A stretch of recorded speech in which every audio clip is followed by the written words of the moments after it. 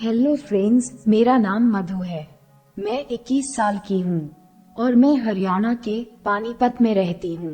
एक दिन किसी कारण मुझे अपने देवर को साथ में सुवाना पड़ा। उसने उसी रात मुझे ऐसी जन्नत की सहर करवाई, मुझे वो रात भुलाए नहीं भूलती। ये बात 19 अप्रैल 2019 की है, जब हल्की हल्की गर्मियाँ शुरू हुई थी और मेरी शादी को महज 5 महीने हुए थे। पति से मुझे रात को पूरा सुख मिल जाता है, जैसा मैं चाहती थी। घर में हम 4 लोग ही हैं। मेरा सास, मेरे ससुर काफी साल पहले ही एक्सपायर हो चुके थे। दूसरे मेरे पति सुभाष, तीसरा मेरा देवर आशु और अपनी माँ का लाडला था। आशु के लिए किसी भी बात पर मेरा सास पूरे घर को सिर पे उठा लेती थी। और चौथी मैं, जो कुछ ही महीने पहले इस घर में आई थी। आशु अभी भी अपनी माँ का दूध पाता था, कभी दिन में 1 बार, कभी 2 बार, किसी दिन 3 बार पीता था। अपनी मर्जी का शहजादा था। छोटा बच्चा होता तो ठीक था, पर आशु तो 17 साल का होने वाला है। जब मैं शादी करके आई थी, मुझे बहुत बुरा लगता था, पर मैं क्या करती। मैं क्या, मेरे पति भी कुछ नहीं कह सकते थे उसको। मेरी सास का इतना रोब चलता है। एक दिन मेरे पति ऑफिस चले गए। मैंने घर का सारा काम करके चाय बना ली और ड्राइंग रूम में बात कर चाय पीने लगी। मेरी सास बाथरूम में नहा रही थी। तभी शहजादा उठकर आया और जोर से बोला, माँ कहाँ हो? मेरी सास बाथरूम से बोली, बेटा नहा रही हूँ। आशु बोला, जल्दी बाहर आओ, मुझे दूध पीना है। थोड़ी देर रुको, आती हूँ, सास ने कहा। आशु 2 साल के बच्चे की तरह जिद करने लगा। मैं वहीं बैठी सब देख रही थी। नहीं नहीं, अभी आओ, आशु ने कहा। सास बोली, बेटा रुको, आ रही हूँ। मैं आशु से बोली, थोड़ी देर रुक जाओ आशु, माँ आ जाएगी। नहीं, मुझे अभी पीना है, आशु ने कहा। इधर उधर चक्कर काट के बोला, भाभी तुम पिया दो। मैं ये सुनते ही खड़ी हो गई। मुझे धक्का लगा, ये इसने क्या कह दिया। मेरे पति के सिवा मुझे कोई और छुए मुझे अच्छा नहीं लगता, पर इसे कैसे मना करूं। मैंने कहा, मैं तुम्हें कैसे पिला सकती हूँ आशु। इतना बोलते ही आशु गुस्से में हो गया और मेरी पास आने लगा। पास आकर पहले तो उसने मेरी साड़ी का पल्लू नीचे गिरा दिया। सास के डर से मैं उसके हाथ भी नहीं पकड़ पाई। फिर आशु मेरे ब्लाउज के हुक खोलने लगा। हड़बड़ाहट में आशु से मेरे ब्लाउज के हुक जल्दी से नहीं खुल रहे थे। आशु के दोनों हाथ मेरी हेडलाइटों पर जोर से दबा रहे थे। 2 हुक खुलते ही मेरी हेडलाइटें दिखने लगी। जैसे ही आशु मेरा तीसरा हुक खोलने लगा, तभी मेरी सास बाथरूम से बाहर आ गई। सास जोर से बोली, आशु क्या कर रहा है? माँ, मैं भाभी से दूध पी रहा हूँ, आशु ने कहा। सास बोली, बेटा वो तेरी माँ नहीं है, आ मैं तुझे पिलाती हूँ। फिर मेरी सास आशु को अपने बेडरूम में ले गई। मैं धड़ाम से सोफे पे गिरी। अगर थोड़ी देर और मांझी नहीं तो मेरा ब्लाउज खुलने वाला था। डर के मारे मेरी सांसें रुक गई थी। आज तो मेरा पतिव्रता का धर्म खत्म होने वाला था। सोफे पे पड़े पड़े कुछ देर बाद याद आया, मेरा ब्लाउज तो खुला ही है। मैंने पहले ब्लाउज के हुक बंद किए, फिर साड़ी को ठीक किया। सारा दिन आशु वाली हरकत दिमाग में घूमती रही। मूड चेंज करने के लिए मैंने अपना पसंदीदा गाना सुना और आप भी सुनाती हूँ। फिर शाम को जब मेरे पति घर आए तो एक दिल की बता दूं, नहीं रहने देती हूँ। घर में बेकार का हल्ला होगा। रात का खाना खाकर सब चले गए। मैं किचन की सफाई कर सोने गई। जैसे ही मैं बेड पे बैठी, पति ने मुझे किस करना शुरू कर दिया। कुछ देर बाद मैंने उन्हें रोका, क्योंकि दिमाग में आशु वाली हरकत चल रही थी। मेरे पति ने बोला, क्या हुआ? मैंने कहा, कुछ नहीं। फिर किस करने से रोक क्यों रही हो? मुझे लगा एक पतिव्रता पत्नी को अपने पति से कुछ नहीं छुपाना चाहिए। मैंने हिम्मत कर अपने पति से बोली, आज आशु मेरे ब्लाउज को खेलने लगा। पर क्यों? पति ने कहा। उन्हें इस बात पे जरा भी गुस्सा नहीं आया। मैंने बोला, माँ बाथरूम में थी, और आशु को दूध पाना था। मैंने उसे मना कर दिया पिलाने से, तो आशु ने जबरदस्ती पीना चाहा। ये बात सुनकर पति थोड़े उदास हुए। फिर बोले, अगर कभी आशु दूध पीने के लिए बोले तो उसको मना मत करना। इस घर में आशु को किसी चीज के लिए मना नहीं करता, और तुम भी कभी मत करना। ये बात बोल के सो गए। अब मैं क्या करती, यही कुछ नहीं बोले। अगले दिन मैं सुबह उठी तो देखती हूँ कि मेरे गले की चैन टूट गई है। मैंने ऑफिस जाते वक्त अपने पति से कहा, शाम को आते वक्त मेरी चैन को ठीक करवाते लाए। वो बोले, ठीक है। फिर पति ने मेरे गालों पे किस किया और चले गए। मैं किचन को साफ करके फिर आंगन के फर्श को पानी से साफ करने लगी। करते करते मेरा पैर फिसल गया और मैं गिर गई। आशु जोर से हंसने लगा। चारपाई पे बैठी मेरी सास ने कहा, गधे, जाकर अपनी भाभी की मदद कर। रहने दीजिए माँ जी, मैं उठ जाऊंगी। जैसे ही मैं उठने लगी फिर से गिर गई। अब आशु मेरी मदद के लिए आ गया। आशु ने मुझे गोद में उठा लिया, जैसे हीरो हीरोइन को उठाता है। मैं तो हैरान रह गई। आशु ने मुझे सास के पास बैठाया। मैंने मेरी सास से कहा, मैं तो आशु को अभी भी बच्चा समझती थी, ये तो पूरा मर्द है।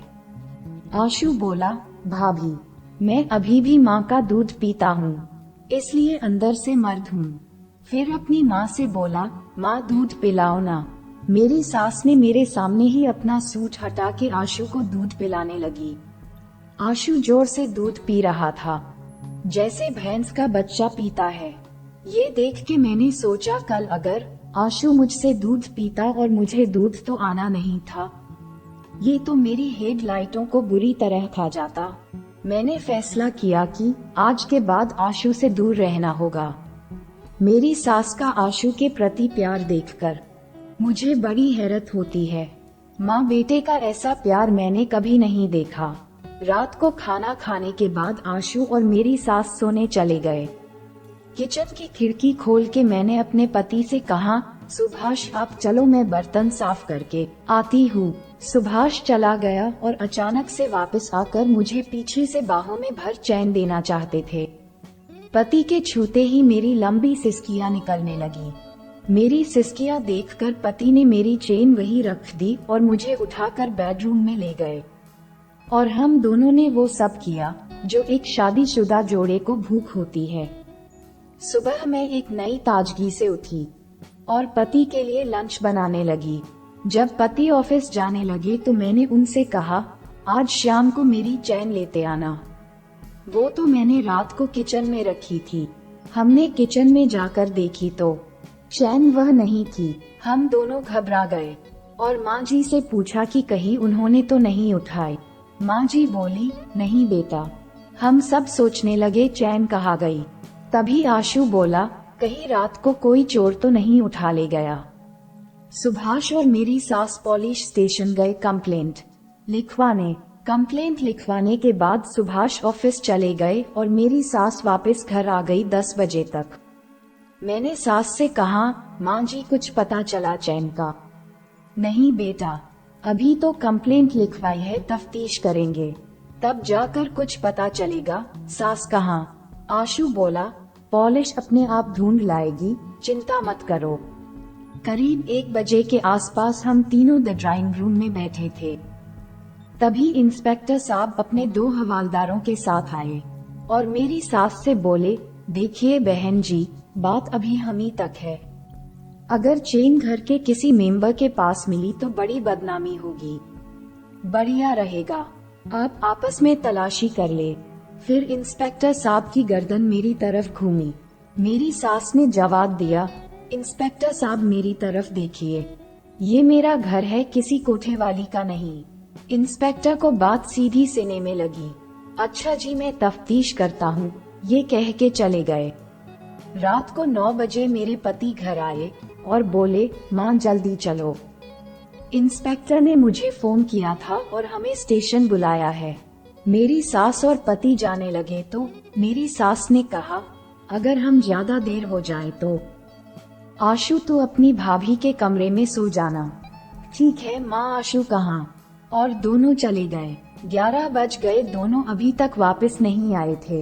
रोज की तरह मैं अपनी नाइटी बदलकर अपने बेड पे बैठ गई और आशु तो उनका इंतजार करके मेरे पास ही सो गया। कुछ देर बाद मुझे भी नींद आने लगी और एक तरफ मुंह करके मैं भी सो गई।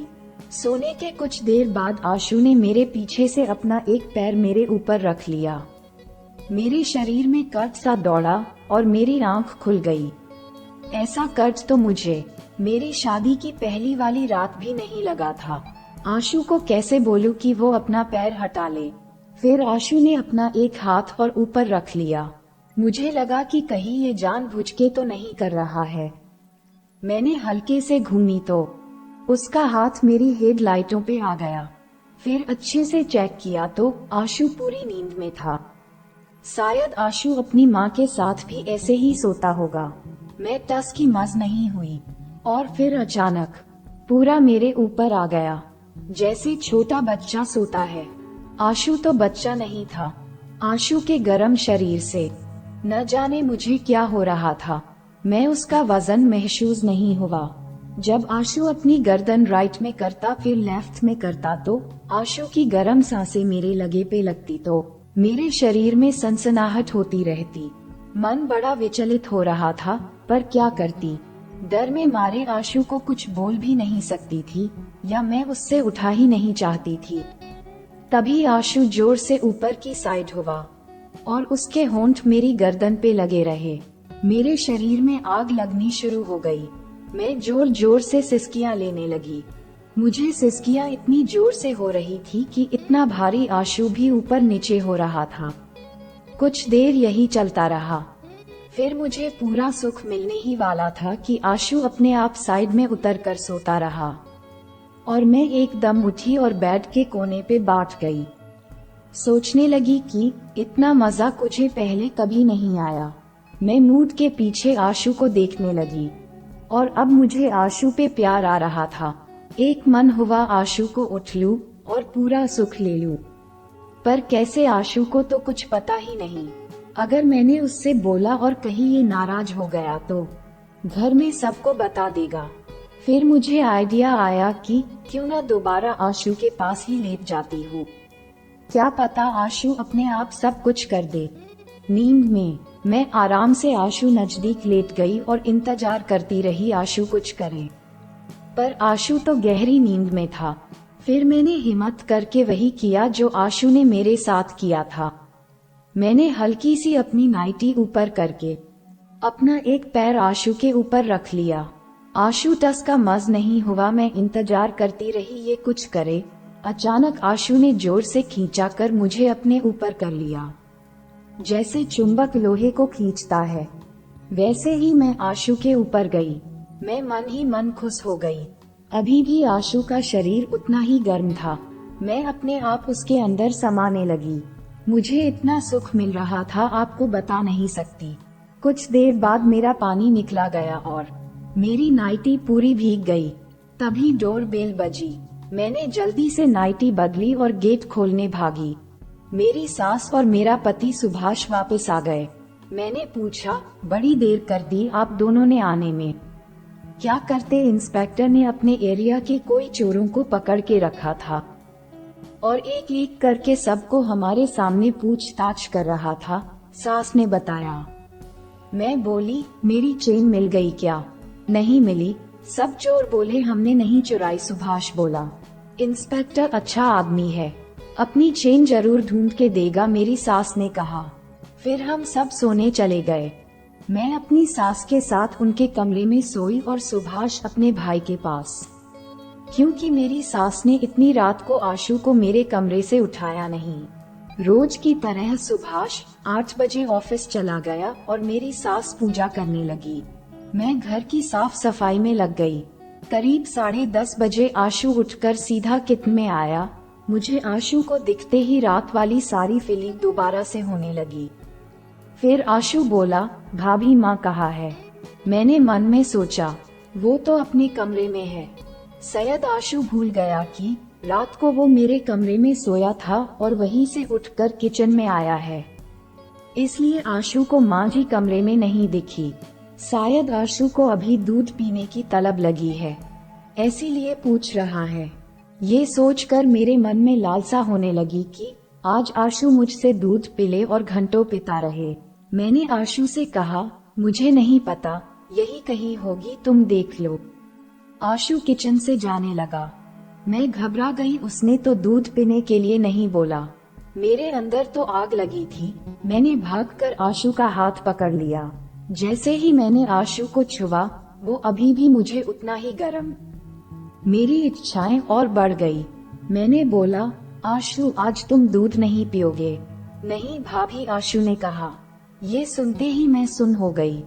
क्या करती, आशु को जबरदस्ती तो नहीं पिला सकती थी। आशु बोला, भाभी मेरा हाथ।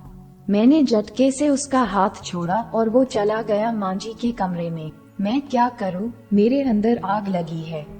किचन से भागकर मैं अपने कमरे में चली गई। मेरी सांसें इतनी तेज हो गई, मैं बता नहीं सकती। फिर मैं बेड पे बैठी और सोचने लगी, क्या करूं, क्या करूं। जब कुछ समझ में नहीं आया तो बाथरूम में चली गई और शीशे के सामने खड़ी होकर आशु को महसूस करने लगी। कुछ देर बाद अपने आप संतुष्ट हो गई। जब जाकर आराम आया, फिर मैं नहाकर और दूसरा सूट पहनकर बाहर आई। अब मैं हर वक्त यही सोचती रही, आशु से कैसे नजदीकियां बढ़ाई जाए। कुछ न कुछ पूछने के बहाने आशु के पास जाती और उसके चिपक कर पूछती। ज्यादा देर नहीं चिपकती, कहीं मेरी सास को न शक हो जाए। करीब 2 बजे इंस्पेक्टर साहब अकेले घर आए। मेरी सास बोली, कुछ पता चला इंस्पेक्टर साहब? कुछ तो पता चला है। क्या बात, आज आप चाय पानी के लिए नहीं पूछेगी? इंस्पेक्टर साहब ने कहा। सास बोली, बहू जाओ इंस्पेक्टर साहब के लिए चाय का इंतजाम करो। मैं किचन में चाय बनाने चली गई। सबके लिए चाय बनाने लगी। कुछ देर बाद आशु किचन में आया और बोला, भाभी ये लो आपकी चेन। मैं चेन देखते ही खुशी के मेरे कूदने लगी और जोर से आशु के गले लगी। मैं गले लगे लगे बोली, आशु मुझे तो लगा था चेन मुझे दोबारा नहीं मिलेगी। आशु ने अपने हाथों से मुझे छुआ नहीं और मैं उससे हट गई। आशु बोला, भाभी मैंने कहा था ना, पॉलिश ढूंढ देगी। किचन में हम दोनों अकेले थे और अच्छा मौका था आशु से चिपकने का। फिर मैंने आशु के हाथ पकड़ के अपनी कमर पे रख और आंखों में आंखें डालकर बोली, आशु तुम्हें यकीन था, मुझे नहीं। मैं उसके होठों के इतने पास थी और मानी मन सोच रही थी कि आशु अभी किश कर दे। आशु बोला, भाभी बाहर इंस्पेक्टर साहब चाय का इंतजार कर रहे हैं। मैं जल्दी से आशु से साइड हुई और चाय बनाने लगी। आशु किचन से चला गया। मैं चाय डालते हुए सोचने लगी, आशु को कुछ तो फील हुआ होगा। फिर मैं चाय लेकर गई और सब चाय पीने लगे। मैं चाय पीते पीते आशु के देख रही थी कि आशु मेरी साइड देखता है या नहीं, क्योंकि किचन में मेरे गले लगने से आशु को कुछ तो हुआ होगा। इंस्पेक्टर साहब जाने लगे पर आशु ने मेरी साइड एक बार भी नहीं देखा। इंस्पेक्टर साहब मेरी सास से बोले, अच्छा बहन जी चलता हूँ, कभी कुछ काम हो तो बताइएगा। जी जरूर, आप भी जब भी टाइम लगे घर आइएगा, मेरी सास ने कहा। फिर इंस्पेक्टर साहब चले गए। कुछ देर बाद हम 3 कैरम बोर्ड खेलने लगे। खेलते खेलते मैंने देखा कि मेरी सास के गले पे दुपट्टा नहीं है और मैंने भी अपना दुपट्टा उतर के साइड में रख दिया और आगे को झुककर खेलने लगी, ताकि आशु की नजर मेरी हेडलाइटों पे पड़े और उससे वो सब दिखे जो मैं दिखाना चाहती हूँ। आशु बीच बीच में गले के नीचे तो देख रहा था, पर उसे कुछ हो रहा था ये पता नहीं। मेरे पति सुभाष के घर आने तक मैं बिना दुपट्टे के फिरती रही। जब सुभाष को पता चला हमारी चेन वापस मिल गई है, इस खुशी मारे सुभाष जल्दी सोने की बोलने लगा। मुझे लगा कल की रात तो सारी स्टेशन में निकल गई और सब अपने अपने कमरे में सोने चले गए। हम दोनों जैसे ही कमरे में पहुँचे, सुभाष मेरे इतनी जोर से चिपका जैसे कई सालों का भूखा हो। फिर सुभाष ने गुल्ली डंडे का खेल भी खेला, पर मैंने अपनी साइड में कुछ नहीं किया। सुभाष अकेला ही लगा रहा। मैं तो बस आशु की आग के जल रही हूँ। थोड़ी देर बाद फिर सुभाष ने गुल्ली डंडा खेलना शुरू कर दिया। और थक कर सो गया। आज मैं पहली बार सुभाष के साथ सोकर खुश नहीं थी। दिल में आशु के नाम आग लगी है। कुछ दिन यही सब चलता रहा और आशु से थोड़ी नजदीकियां बढ़ गई है। अब वो मुझे गोद में उठाने लगा है। जब मेरी सांस इधर उधर होती है तो मैं उससे लिपट जाती हूँ और अपनी इच्छाएं पूरी कर लेती हूँ। बस मुझे थोड़ा सा डर है मेरी सांस का। अगर पहला कदम एक बार आशु उठा ले तो किसी को कुछ नहीं पता चलेगा। कहीं अगर मैंने उठाया और आशु ने बता दिया तो यही डर है। मैं दिन में बैठी बैठी सोच रही थी कि एक रात मुझे और आशु को साथ सोने का मौका मिल जाए बस। तभी मेरे पति सुभाष ऑफिस से वापस आ गए। मैंने कहा, सब ठीक है, आप इतनी जल्दी ऑफिस से आ गए। सुभाष ने कुछ नहीं बताया और बोला, माँ कहाँ है? मैंने कहा, माँ जी तो अपने कमरे हैं। हम दोनों उनके कमरे में गए और सुभाष ने घर आने का कारण बताया। माँ, आज ऑफिस इंस्पेक्टर साहब का फोन आया था और मुझे बोले, मैं आज आपके घर आ रहा हूँ, अगर आप भी घर पे मिल जाते तो अच्छा होता। मेरी सास बोली, ऐसी क्या बात हो गई भाई? कुछ नहीं होगा, जब वो आ जाएंगे तब बता देंगे, आशु ने कहा। थोड़ी देर बाद इंस्पेक्टर साहब आ गए। साथ में उनके फैमिली भी थे। हम सब ने साथ में बात कर चाय पी। फिर बात शुरू हुई कि सुभाष को क्यों जल्दी ऑफिस से आना पड़ा। इंस्पेक्टर साहब ने कहा, बहन जी, अगर आपको एतराज न हो तो मैं अपनी बेटी की शादी आपके छोटे बेटे करना चाहता हूँ। ये सुनते ही मैं हैरान हो गई। अच्छा, इसीलिए अपनी बेटी और बीवी के साथ आए हैं इंस्पेक्टर साहब? अभी तो आशु की उम्र छोटी है और अभी से शादी की बात। मेरी सास बोली, ये तो अच्छी बात है, मुझे तो इतराज नहीं है। तुम क्या कहते हो सुभाष? ये तो खुशी की बात है, अब तो अपना आशु घोड़ी चढ़ेगा। किसी दिन शुभ मुहूर्त देखकर इनकी शादी कर देते हैं। ये बोलकर इंस्पेक्टर साहब चले गए। मैं मेरी सास के सामने कुछ नहीं बोली। रात को जब हम दोनों सोने लगे तो मैंने सुभाष से कहा, आपने मना क्यों नहीं किया आशु की शादी के लिए? अभी तो उसकी उम्र छोटी है शादी के लिए। सुभाष बोला, मुझे वो बात आज भी याद है जिस दिन आशु ने तुमसे दूध पीने की कही थी। अब वो बड़ा हो रहा है, न जाने किसी दिन आशु तुमसे ऐसी चीज मांग ले और तुम दे न पाओ। ये कहकर सो गए। इससे कहते हैं फूटी किस्मत। जब मेरे पास टाइम था तब मैं आशु से दूर रहती थी। अब मैं आशु के पास जा रही हूँ तो मेरे पास टाइम ही नहीं है। एक बार भी नहीं आशु का सुख भोग पाए। अब न जाने कभी ऐसा हो पाएगा।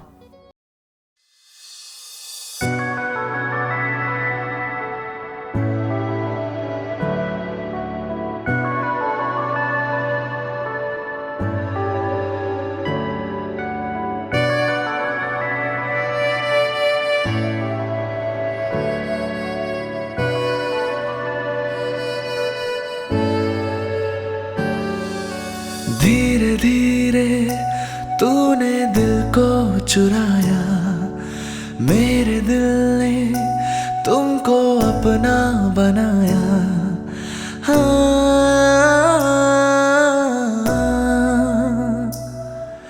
धीरे धीरे तूने दिल को चुराया, मेरे दिल ने तुमको